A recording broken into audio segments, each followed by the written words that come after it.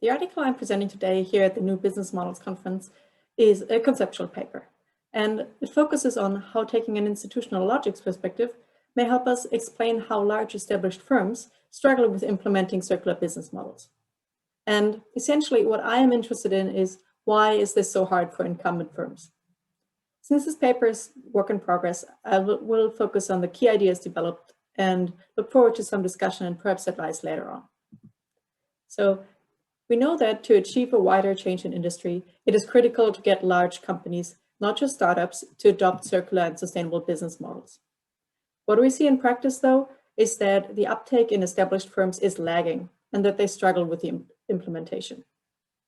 Now, we do have lots of research on circular business model design, patterns, experimentation, and tools, but often these implicitly assume that you operate in a vacuum.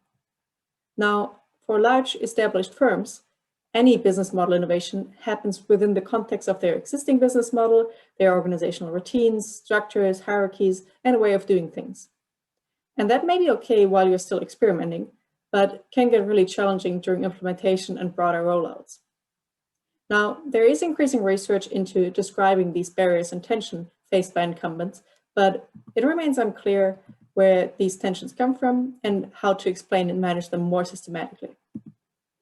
And at the same time, we see increasing calls for a stronger theoretical grounding, both of general business model research, but especially also sustainable and circular business model research. And also, sustainable and circular business models have been described as a paradigm shift, a fundamentally new logic of doing things, a change in the basic logic of value creation, and something that requires firms to move beyond the dominant logic they are accustomed to. But very few papers have actually taken these references literally and applied an institutional logics perspective. So what I suggest to address these gaps I just outlined is that we bring them together. And maybe circular business models are so difficult to implement because they are based on a different logic of how things work other than incumbents' business as usual. So maybe taking these references literally and bringing in institutional logics theory can help us understand and explain incumbents' challenges. As you may have heard in one of the earlier presentations this week, institutional logics are socially constructed frames of thought that help actors navigate their reality. So essentially, they are implicit rules of the game or the way we do things around here. So the basic idea of this paper is then to look at logics as a missing link that can help rationalize incumbent struggles. Essentially, I suggest we frame incumbent struggles with circular business models as, hey, look, here we have a more than 100-year-old company that has historically grown structures of how things work in the organization, and now suddenly they need to adopt a new circular logic that just fundamentally clashes with some of their business as usual thinking. And to dissect this, I first define and delineate the logics faced by incumbents when going circular. I then develop how these play out as tensions on business model level, and I go into organizational responses for dealing with them. So, what makes circular business models so difficult and perhaps different from other business model innovation? Well, I suggest it's that they bridge two different logics. And these logics differ and sometimes clash in terms of what they see as legitimate goals and legitimate means to reach these goals. And they have different implications for instance, management structures. And so when incumbents go circular, they face their established commercial logic of how the world works, what type of value they create, for whom and how. But then they also face a new, more unfamiliar logic that's based on circularity, and that thinks more in terms of slowing or closing loops and emphasizes collaboration and lifecycle thinking, systems thinking, these aspects. And some of this is really hard to make sense of within companies' existing rationality. What is important to keep in mind here is that it doesn't have to be the actual circular business model that does not work or is not profitable or does not match the organization's portfolio. The problem here is more on a cognitive level, where an organization or a manager, or maybe someone in sales, does not get the circular business model because it does not fit with their regular thinking. And so for instance, if we take accounting, from an accountant's perspective, a model based on retaining ownership may sound like a crazy idea that only shifts financial risk from the customer to the company, that ties up your capital in circular assets, and that makes the company's liquidity look worse. And so even if retained ownership has a business case in this particular context, it won't necessarily appear to that to corporate finance because it doesn't fit in the regular way they're analyzing and assessing things. So the question here is then, where in the business model can we expect these moments of friction and misunderstanding? Well, generally, I suggest we can expect them on 3 levels: within functions in the organization, between functions in the organization, and between the company and its business partners and stakeholders. And now, to make these logic tensions more tangible and more manageable from the company perspective, I map how they play out on business model level, so in relation to processes of value creation, value delivery, and value capture, and how they are connected to and help explain empirical insights that we already have on the barriers and challenges faced by incumbents.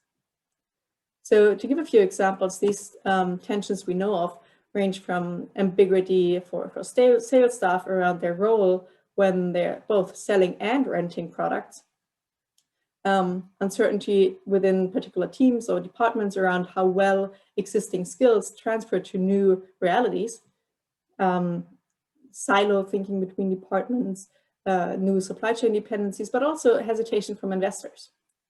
And here's actually one point that I would like feedback on.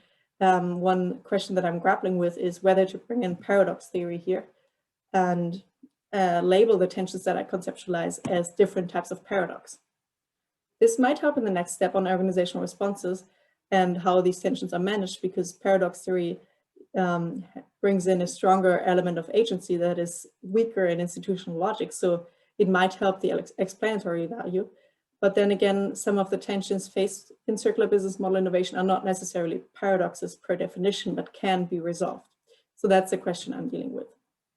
But essentially, the point here is to build the foundation to understand and manage these tensions more systematically. So by addressing the root cause, and that is underlying logic conflicts, rather than ad hoc problem solving of individual barriers. And this part is still a work in progress, but essentially the previous steps suggest that to manage these tensions and successfully implement circular business models, incumbents need to hybridize these conflicting logics across the business model and across the organization. And so there are 2 pathways or 2 aspects of this. First, if you have a look at the light blue arrow, this is connected to business model innovation, pilots, experimentation, and essentially exploring this new circular business model and logic in a safe space that is separated from direct contact with the core business or direct contact with the commercial logic, like purely. And so, for instance, connecting back to other presentations we've heard this week, like IKEA's experimentation in Retuna, the secondhand shopping mall, could be seen as such an experimentation case. And so then if we think about this, when this experimentation is successful and the business case is established, you might want to engage in more serious implementation. In this case, for instance, an IKEA rollout worldwide, possibly alongside their linear stores. This can still create challenges where just because there's a business case there, as I said before, it doesn't mean the rest of the organization gets it and that there's no friction. And these are similar challenges you might face as a company if you decide to acquire a circular startup. And then you're actually up here at the top end of the light blue arrow. And complementing that is then the more dark blue arrow, where we see what's been called a synthesis strategy in paradox theory, or decoupling or a Trojan horse strategy in logics literature that essentially deals with reframing circular business model elements as something that makes sense within within commercial logic. So something that is seen as a legitimate means to create profit, or that is part of the legitimate goal even. For instance, some manufacturing companies, when you look at their numbers, already now they're gaining 75% of their revenue from aftermarket services and rental. So essentially solutions that slow the loop, or offerings that slow the loop. But then they're not necessarily aware that this is a circular offering. And they've been doing this for maybe the last 20, 30, 50 years. And now they want to become more circular, and they might not know where to start, but then they are not aware that they're already on the pathway because they didn't frame it or realize that it's circular in that sense. And so for them, it just felt natural and good business. And of course, that doesn't mean that their way of, say, a rental is optimized for sustainability, but still, it creates a foundation for resolving later tensions because there is already a certain understanding of and trust that this solution can work even in this incumbent firm. So in this case, more ambitious radical innovations at a later stage may then face fewer tensions. So if you noticed, the funny thing here is that business model innovation and experimentation may appear to be the easier and more direct way to get started with changing the company than changing and challenging the strategic position head on and changing that towards circularity. But from a logics perspective, this might actually be the opposite, where hybridization can become harder along the light blue pathway, where you have a delayed hybridization in essence, instead of the dark blue one, where it might become easier because you're building the foundation and you're building the foundation for everyone in the organization to understand, hey, this is how we work and it fits with how we've always been doing work. It's just an extension in a way. And so here again, this is work in progress, so I'm not entirely sure still how to best think of this or present this. And that's something I would like to discuss afterwards with you, what should best highlight and what are the in a way juicy bits here.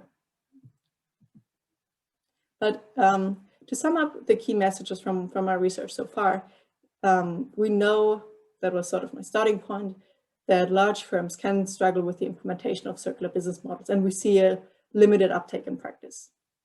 And I suggest that bringing in institutional logics helps us understand where these struggles come from, namely from conflicting logics. And that's also why circular business model innovation is different from other business model innovation, that it stays under the same logic and the same ultimate goal of maximizing profit, while circular business model innovation brings in another logic element.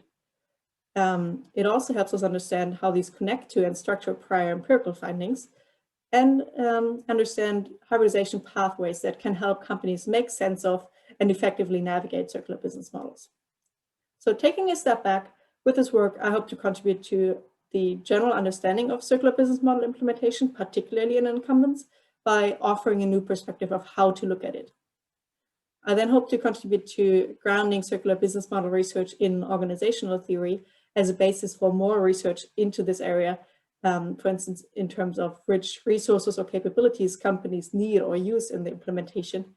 And then from the practitioner standpoint, my research here provides more concrete insights, more manageable, or makes these tensions more manageable and more actionable by working out the underlying issue and the root cause that can be addressed more directly rather than having to face a myriad of tensions individual through ad hoc problem solving.